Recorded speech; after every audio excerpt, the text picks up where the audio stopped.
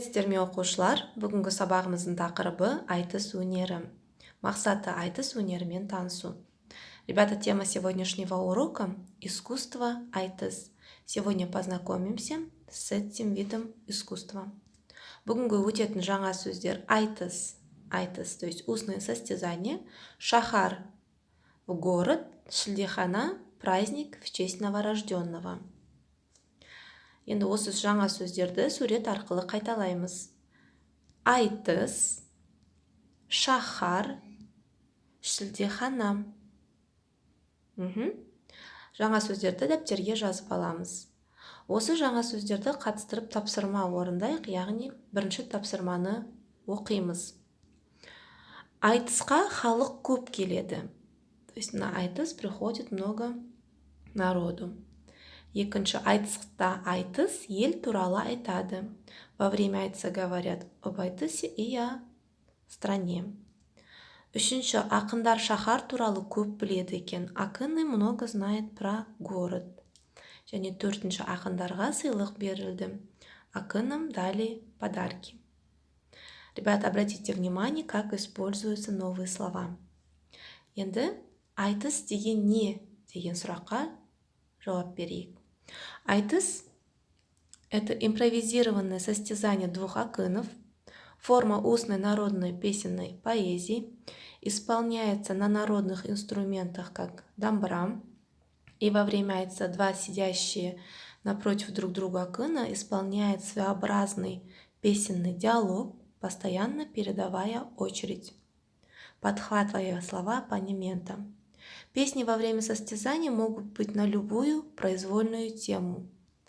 И по итогам состязания выбирается победитель, при этом оценивается как и музыкальность и ритмичность, так и сообразительность. Түсінікті ме? Ендеше оқулықтағы мәтінмен танысайық және бірге оқиық. Үшінші тапсырма. Бүгін мен Ақшабайдың ауылына тойға бардым. Той өте керемет өтті. Шілдеханаға танымал айтыс ақындары келген. Ақындар біріне бірі өлеңмен жылдам жауап берді. Олардың өнеріне таң қаласың.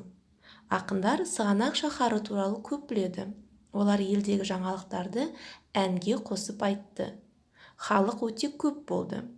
Жеңімпаз ақынға Ақшабай алтын құмыра мен шапан берді. Меніңше, айтыс нағыз өнер. Ол ата-бабамыздан келе жатқан мұра. 1801 жыл 20 шілде Сығанақ қаласы. Балалар, мәтінді тағы бір оқимыз, аудармасымен бірге, және келесі тапсырманы орындаймыз. Төртінші тапсырма сөйлемдердің дұрыс екенін дәлелдеп жаз. В этом задании вам нужно определить, правильно ли эти предложения и доказать их. Правильность или же неправильность. Мысалы, Султан шілдеханаға барды. Султан ходил на шілдехана. Дұрыс, өйткені Султан шілдеханаға барды, я? Правильно, потому что Султан действительно ходил на праздник в честь новорожденного.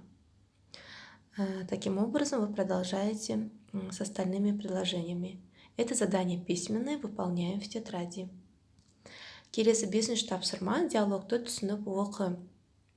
Әсет пен Сұлтанның арасындағы диалог. Айтыс жақсы өтті ме? Айтыс өте керемет өтті.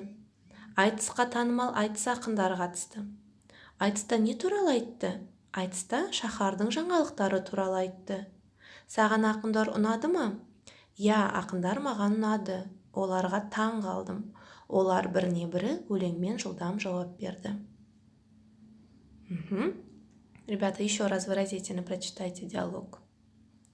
Және келесі 6-шы тапсырма мәндес сөздерді тауып сәйкестендір. Ребята, в этом задании вам нужно будет подобрать синонимы.